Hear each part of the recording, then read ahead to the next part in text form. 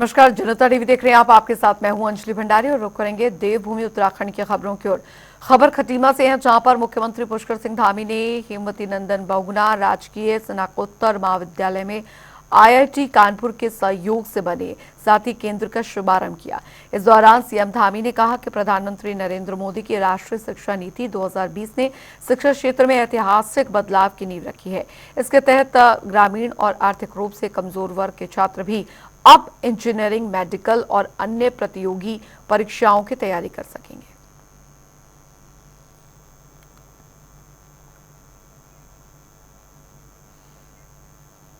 उधर खबर खटीमा से, जहां पर उत्तराखंड राज्य आंदोलन के दौरान खटीमा गोलीकांड में अपने प्राणों की आहुति देने वाले 7 राज्य आंदोलनकारियों को मुख्यमंत्री पुष्कर सिंह धामी ने खटीमा मुख्य चौक स्थित शहीद स्मारक स्थल पर पहुंचकर पुष्पांजलि अर्पित की और शहीदों के त्याग, बलिदान और योगदान को नमन करते हुए उन्हें याद किया। इस अवसर पर नैनीताल सांसद अजय भट्ट समेत खटीमा विधायक भुवन कापड़ी, नानक कमत्ता विधायक गोपाल सिंह राणा, जिला पंचायत अध्यक्ष अजय मौर्य, ब्लॉक प्रमुख सरिता आर्य समेत वरिष्ठ राज्य आंदोलनकारी मौजूद रहे। सबसे पहले तो राज्य स्थापना के लिए अपने प्राणों का बलिदान करने वाले सभी आंदोलनकारियों को बलिदान का श्रद्धा सुमन अर्पित करता हूँ, उनको भावभीनी श्रद्धांजलि अर्पित करता हूँ, जिनके कारण से हम सबको उत्तराखंड राज्य प्राप्त हुआ। मैं सभी आंदोलनकारियों का भी स्मरण करता हूँ कि उनके लंबे आंदोलन के फलस्वरूप हमारा राज्य नए राज्य के रूप में गठन हुआ। आदरणीय अटल बिहारी वाजपेयी जी की सरकार उस समय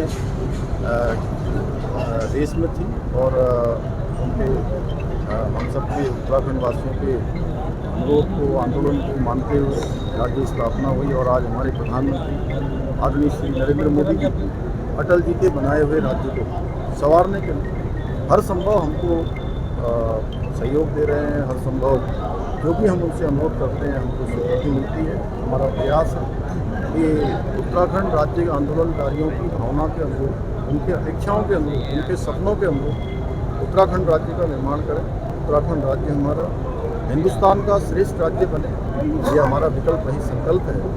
और प्रधानमंत्री जी ने बाबा केदार की भूमि से सभी उत्तराखंड वासियों को संबोधित करते हुए कहा था कि ये दशक उत्तराखंड का दशक होगा। इस दशक में उत्तराखंड अपनी बुलंदियों को छुएगा, शिखर तक पहुंचेगा, प्रगति के नए आयाम स्थापित करेगा। उसको बनाने के लिए हमको पूरे प्राणों प्रण से लगना है। इस समय में पूरे राज्य के अंदर रेड अलर्ट और ऑरेंज अलर्ट जारी है। उसके कारण से अनेक स्थानों पर आज आपदा आई हुई है। उत्तराखंड का प्रत्येक जनपद, चाहे मैं अगर धराली से शुरू करूँ तो धराली में आपदा आई है, थराली में आपदा है, रुद्रप्रयाग के हमारे कई स्थानों पर आपदा है, उत्तरकाशी के स्याना चट्टी में, बागेश्वर में, पिथौरागढ़ में, उधम सिंह नगर और हरिद्वार में अनेक स्थानों पर जल भराव है, देहरादून में, टिहरी के घनसाली क्षेत्र में भी बादल फटा है। हम ऐसे समय हमारी सरकार, हमारे सभी जनप्रतिनिधि सब मिलकर हम सबको सबसे पहले हम सब का कर्तव्य है कि हम सब आपदा पीड़ितों के साथ खड़े हों और उसमें हर संभव जो हमारी एजेंसियां काम कर रही हैं उन एजेंसियों का भी हम प्रोत्साहन करें, चाहे वो हमारी एनडीआरएफ है, एसडीआरएफ है, सेना के लोग हैं या हमारे स्थानीय प्रशासन के लोग हैं, आपदा प्रबंधन के लोग हैं, उन सभी का भी प्रोत्साहन करना है। और हमारा प्रयास होगा कि एक एक आपदा पीड़ित को हर संभव सहायता पहुँचाएँ, उनका पुनर्वास करें और जो राहत शिविरों में लोग रह रहे हैं उन सभी को अभी भोजन से लेकर कपड़े, दवाइयाँ, छोटे बच्चों के लिए दूध इत्यादि, उन सभी की व्यवस्था भी सुनिश्चित की जा रही है। लगातार मैं स्वयं भी उसकी मॉनिटरिंग कर रहा हूँ, समीक्षा कर रहा हूँ और आज भी अंदर भी अभी हम लोग यही इसी काम को करने वाले हैं। उधर देहरादून में कांग्रेस ने आपदा से जूझ रहे उत्तराखंड की अनदेखी को लेकर केंद्र और राज्य सरकार पर सवाल खड़े किए, जिसको लेकर कांग्रेस नेता सूर्यकांत धस्माना ने प्रधानमंत्री पर आरोप लगाया कि वो चुनावी दौरों और विदेश यात्राओं में व्यस्त हैं, जबकि राज्य में आपदा पीड़ितों की सुध तक नहीं ली। साथ ही उन्होंने मांग की कि उत्तराखंड को आपदाग्रस्त राज्य घोषित कर विशेष आर्थिक पैकेज दिया जाए। और इसी कड़ी में 2013 आपदा में मनमोहन सिंह सरकार की ओर से 21,000 करोड़ का पैकेज देने का हवाला भी दिया। इस समय उत्तराखंड के अधिकांश क्षेत्रों में आपदा आई हुई है। प्रदेश में उत्तरकाशी की धराली हरसिल के बाद, धराली हरसिल में तो रिपीटेडली आ रही है, और उत्तरकाशी के अनेक हिस्सों में, क्योंकि धराली और हरसिल की आपदा इतनी बड़ी थी कि और आपदाएं उसमें ढक गई उत्तरकाशी की। स्याना चट्टी में जिस प्रकार से झील बनी, उसके बाद राणा चट्टी में झील बनी, इसके अलावा यमुनोत्री में भूस्खलन से वहाँ पर यात्रियों की मौत हुई। इसके अलावा उत्तरकाशी में पूरे यमुनोत्री रूट में, गंगोत्री रूट में सारे रास्ते ध्वस्त पड़े हुए हैं। केदारनाथ जी में यात्रा बंद है और लगातार भूस्खलन हो रहा है, वहाँ पर भी यात्रियों की मौत हुई। इसी प्रकार से बद्रीनाथ रूट में पूरा वॉशआउट है, कई किलोमीटर सड़क, राष्ट्रीय राजमार्ग वहाँ पर साफ है। चमोली जनपद में लगातार थराली के बाद वहाँ पर बादल फटने की घटनाएं, इसी प्रकार से रुद्रप्रयाग जनपद में लगातार बादल फटने की घटनाएं, पौड़ी जनपद में बादल फटने की घटनाएं, पूरा गढ़वाल मंडल इस समय भयंकर आपदाओं से ग्रस्त है।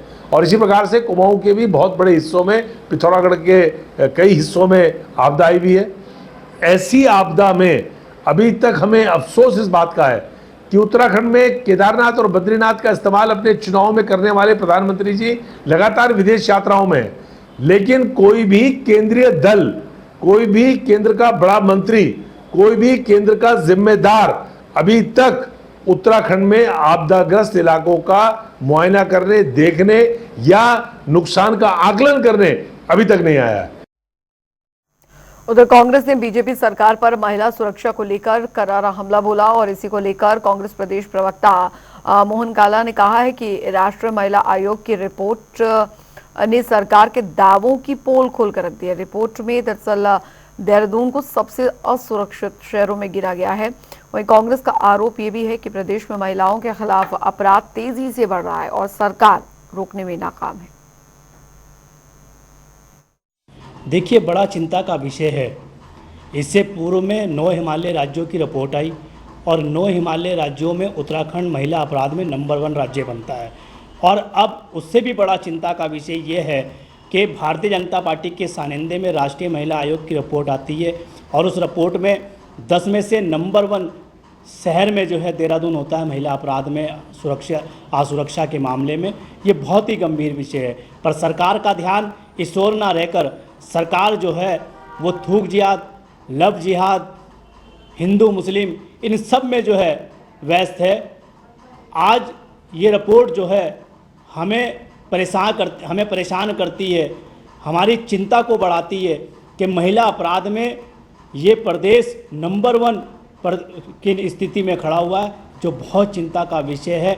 जिस प्रकार से लगातार अपराध इस प्रदेश में बढ़ रहे हैं वो चिंता का विषय, और विशेषकर मातृशक्ति के लिए जो अपराध दिन पे दिन बढ़ते जा रहे हैं, चाहे महिला रेप की घटनाएं हों, चाहे चेन चोरी की घटना हो, चाहे इससे मर्डर की घटना हो, लगातार क्राइम इस प्रदेश में बढ़ रहा है, जो बहुत चिंता का विषय है। पर भारतीय जनता पार्टी जो है सत्ता के नशे में चूर है, उन्हें इन चीज़ों से कुछ नहीं लेना, वो सिर्फ हिंदू मुसलमान में मस्त है। सरकार को इस ओर ध्यान देना चाहिए कि आज प्रदेश जो है नंबर 1 स्थिति में खड़ा है और देहरादून राजधानी उनके सानिध्य में महिला अपराध में नंबर 1 पे खड़ी है। उधर प्रदेश के कई जनपदों में लगातार जारी झमाझम बारिश ने धर्मनगरी हरिद्वार को जलमग्न कर दिया है, जिसको लेकर सड़कों पर सैलाब जैसा मंजर नजर आया। वहीं सिटकुल से सटे ग्राम रावली महदूद में दरअसल गलियों में पानी आने से लोगों को काफी परेशानियों का सामना करना पड़ रहा है, जिसके चलते बारिश का सबसे जो बड़ा असर है, ज्यादा असर है, वो श्रद्धालुओं पर पड़ा। इसी को लेकर प्रशासन ने लोगों से घरों में रहने की अपील की।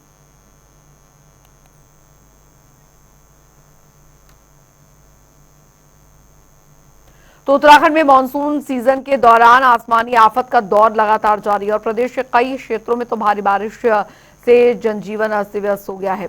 वहीं मौसम विभाग ने एक बार फिर से पूरे प्रदेश के लिए भारी बारिश का अलर्ट जारी किया है। कई जिलों के लिए रेड और कई जिलों के लिए ऑरेंज अलर्ट घोषित किया गया है, जिसके चलते सभी 13 जिलों के स्कूलों में अवकाश घोषित किया गया है। और इसी कड़ी में गढ़वाल और कुमाऊं मंडलों में बारिश का सिलसिला लगातार जारी है।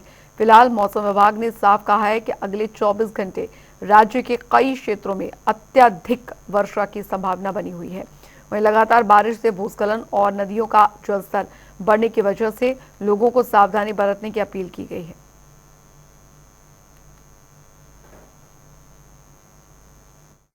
इस समय जो है पिछले 24 घंटों में भी हमको कई भारी से अत्यंत भारी वर्षा भी रिपोर्ट हुई है, जैसे चंपावत, रुद्रप्रयाग, देहरादून, उत्तरकाशी जिलों में।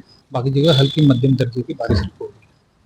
तो 24 घंटे के लिए अनुमान है, उसमें भी हमने और रेड अलर्ट इशू करा है काफ़ी सारे जिलों में, जैसे कि देहरादून, उत्तरकाशी, गढ़वाल मंडल में लगभग सभी जगह एक्सेप्ट रुद्रप्रयाग और चमोली जिलों को, जहाँ पे ऑरेंज अलर्ट है, बाकी जगह पे रेड अलर्ट है। उसके बाद बागेश्वर, उधम सिंह नगर, नैनीताल जिलों में भी रेड अलर्ट इशू करा है, जहाँ पे कि अत्यंत भारी वर्षा भी हो सकती है कुछ जगहों पे। राज्य के बाकी जिलों में जैसे पिथौरागढ़ है, अल्मोड़ा है, चमोली है और रुद्रप्रयाग है, वहाँ पे ऑरेंज अलर्ट है और वहाँ पे भारी से भारी वर्षा का अनुमान है 24 घंटों में। 48 घंटों में के जो अनुमान है वो हमारे ये देहरादून, उत्तरकाशी, रुद्रप्रयाग और चमोली और बागेश्वर जिलों में। उधर आपको बता दें कि उत्तराखंड में भारी बारिश का कहर थमने का नाम नहीं ले रहा। वहीं कुमाऊं मंडल के कई जिलों में देर रात से हो रही मूसलाधार बारिश ने हालात बिगाड़ कर रख दिए हैं, जिसको लेकर हल्द्वानी में गौला नदी खतरे के निशान से ऊपर बह रही है और 55,000 क्यूसेक से ज्यादा पानी छोड़े जाने से निचले इलाकों में बाढ़ का खतरा मंडरा रहा है। प्रशासन की टीम लगातार लोगों को सुरक्षित जगहों पर शिफ्ट कर रही है। इसी को लेकर देखिए हमारे संवाददाता संजय प्रसाद की एक खास रिपोर्ट। नैनीताल समेत पूरे कुमाऊं में कल देर रात से ही भारी बारिश का दौर जारी है और इसी के साथ ही जो नदियों का जल स्तर है अब वो धीरे धीरे बढ़ने लगा है। तस्वीरें हम आपको दिखाना चाहेंगे। ये तस्वीरें हैं हल्द्वानी के गौला की, जहां लगातार नदी का जो जल स्तर है वो बढ़ता जा रहा है। अभी जो जानकारी आई है कि काठगोदाम गौला बैराज से लगभग 55,000 क्यूसेक पानी गौला नदी में छोड़ा गया है, जो खतरे के निशान से कहीं ज़्यादा बताया जा रहा है। उसके साथ ही जो नदी के आसपास रहने वाले जो लोग हैं उनको विस्थापित किया जा रहा है। लगातार प्रशासन उनको अलर्ट जारी कर रहा है और जो नदी के किनारे बसे हुए लोग हैं उन्हें कहीं ना कहीं सुरक्षित स्थानों पर पहुंचाया जा रहा है। और उसके साथ ही साथ जो गौला के रोड हैं, गौला से लगती हुई जो सड़कें हैं, आप देख सकते हैं तस्वीरों में, ये जो सड़क है ये हल्द्वानी को गौलापार और किच्चा अन्य जगहों से जोड़ती है। तो इसमें भी लगातार जो भू कटान है वो जारी है और अभी फ़िलहाल कुछ देर पहले से बरसात रुकी हुई है, लेकिन लगातार जो बरसात है, कल देर रात से भारी बारिश जो यहाँ आ रही है उसके चलते तमाम जो नदी नाले हैं वो उफान पर हैं। जिला प्रशासन लगातार अलर्ट जारी कर रहा है और लोगों को नदी नालों से दूर रहने की यहाँ पर हिदायत दी जा रही है। और साथ ही साथ हल्द्वानी का जो गौला पुल है, जिसपे गौला पुल की सुरक्षा के लिए जो यहाँ रिटेनिंग वॉल बनाई गई थी वो फिलहाल यहाँ कामयाब नज़र आ रही है।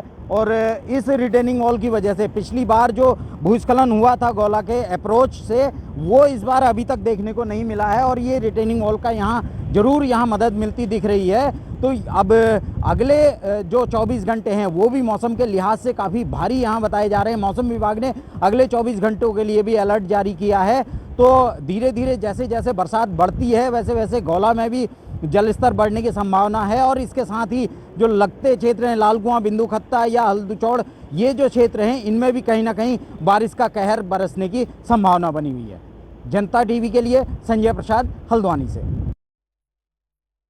क्या स्थिति है बरसात की, क्योंकि लगातार कल रात से बरसात हो रही है, शहर की क्या स्थिति है, गौला की क्या स्थिति बनी है? कल लगातार 2 दिनों से लगातार बारिश हो रही है। रेड अलर्ट है, सभी को अलर्ट पे रखा गया है। सारी हमारी QRT अपने क्षेत्र में भ्रमण कर रही हैं।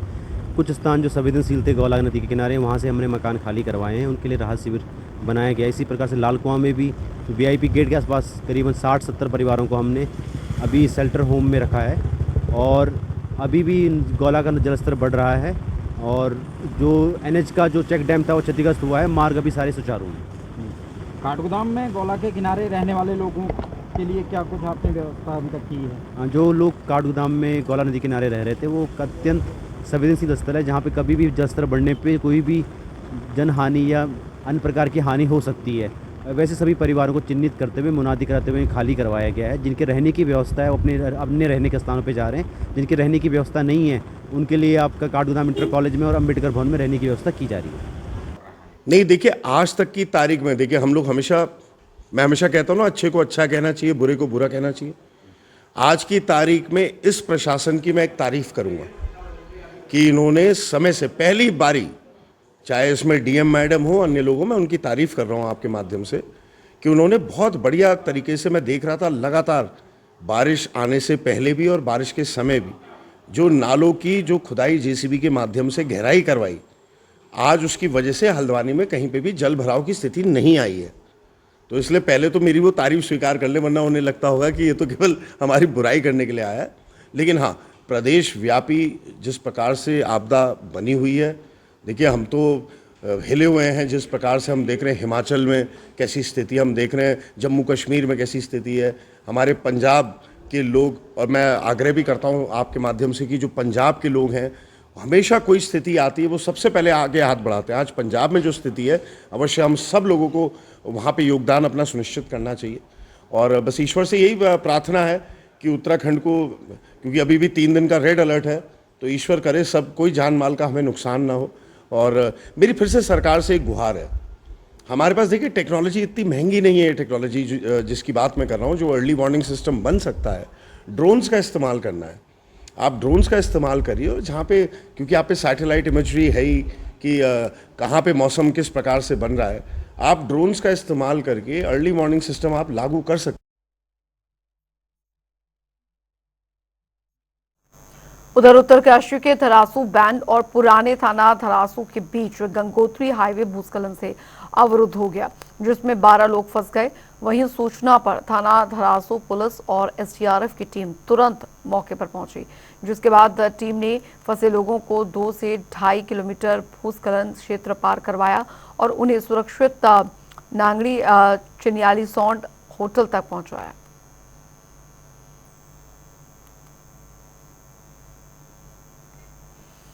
उधर लक्सर में मौसम विभाग के रेड अलर्ट के बीच तहसील सभागार में आपदा प्रबंधन की अहम बैठक बुलाई गई है, जिसमें बैठक की अध्यक्षता अपर जिलाधिकारी ने की। साथ ही उन्होंने सभी विभागीय अधिकारियों को अलर्ट मोड पर रहने और जलभराव जैसे आपदा स्थितियों से निपटने के त्वरित कार्रवाई के निर्देश दिए हैं। वहीं राहत शिविर, बिजली पानी आपूर्ति और विभागीय तालमेल पर भी खास जोर दिया गया है, जिसके बाद अब जिला आपदा प्रबंधन अधिकारी ने लोगों से अफवाहों से बचने और तुरंत कंट्रोल रूम को सूचना देने की अपील की है। विभाग द्वारा जो है रेड अलर्ट जारी होने पर जिलाधिकारी महोदय के निर्देशों के क्रम में जो है अपर जिलाधिकारी विद्यम राजस्व महोदय की अध्यक्षता में आज एक बहुत महत्वपूर्ण जो है बैठक आहूत की गई तहसील लक्सर में, जिसमें सभी अधिकारियों को वहां पे आमंत्रित किया गया था। उसमें बैठक में ये निर्देश दिए कि सभी विभाग जो है अपनी पूरी तैयारी रखें और किसी भी आपदा की स्थिति में, बाढ़ की स्थिति में या कहीं पर भी जल भराव होने पर तत्काल जो है वहां से जो है प्रभावितों को जो है उचित जो है वहां पर राहत पहुंचाई जाए और तत्काल कार्रवाई की जाए। और किसी भी विभागीय परिसंपत्तियों की क्षति होने पर या व्यक्तिगत क्षति होने पर तत्काल उसकी सूचना आपदा कंट्रोल रूम, तहसील कंट्रोल रूम और बाढ़ चौकियों को तत्काल दी जाए। और इन सभी बाढ़ चौकियों के और कंट्रोल रूम के नंबर जो है सभी विभागीय अधिकारियों को अपने कार्यालय में जो है संरक्षित करने के भी निर्देश दिए गए।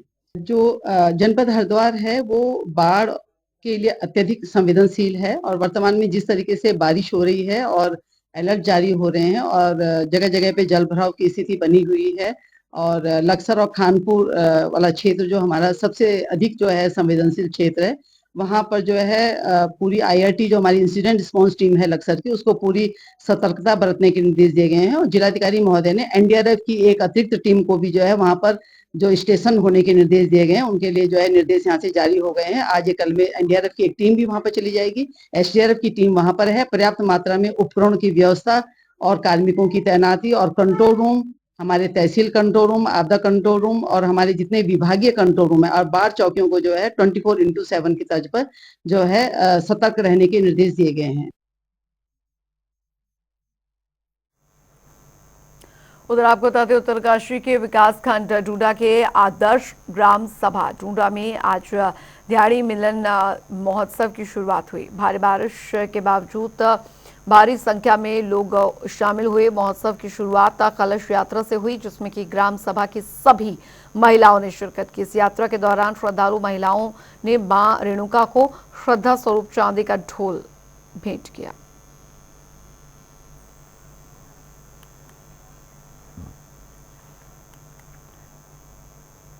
उधर मसूरी में 4 दिनों तक चले गणेश महोत्सव की जो धूमधाम से समापन किया गया, जिसके बाद बारिश की रिमझिम फुहारों के बीच भक्तों ने आंसुओं के साथ गणपति बप्पा को विदाई दी और अगले बरस फिर आने का भावुक निमंत्रण भी दिया। समापन दिवस पर मंदिर में विशेष हवन और पूजा के साथ भगवान गणेश की आरती की गई।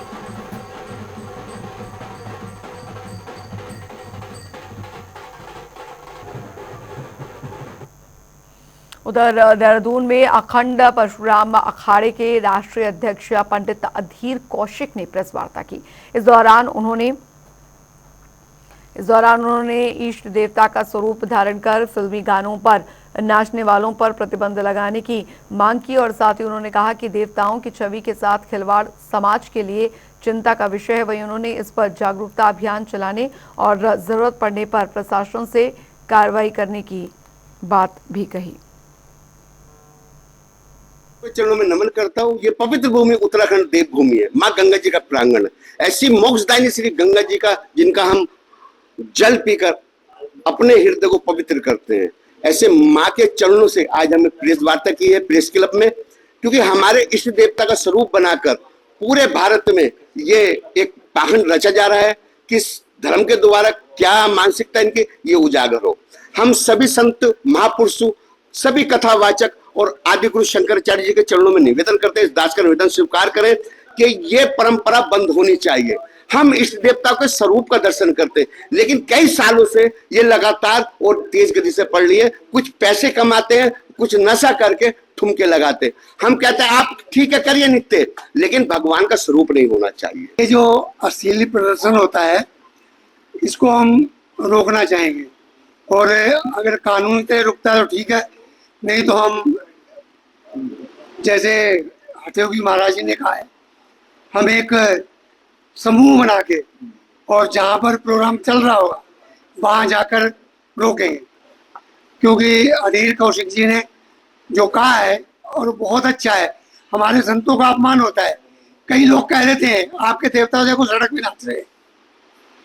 कई बार ऐसा होता है कि लोग कह देते हैं कि आपके देवता सड़क पे नाच रहे, दूसरे जो बिरादरी के लोग होते हैं, तो वहाँ पर अपमान महसूस होता है। तो आज इन्होंने कदम उठाया, हम इनके साथ हैं और कहते हैं ना कि आप बढ़े चलो, हम आपके साथ हैं। और हमारे जितने भी महाशक्तिपूर्ण सेवा ट्रस्ट में जो हमारी लोग हैं, वो सभी साथ में आएंगे।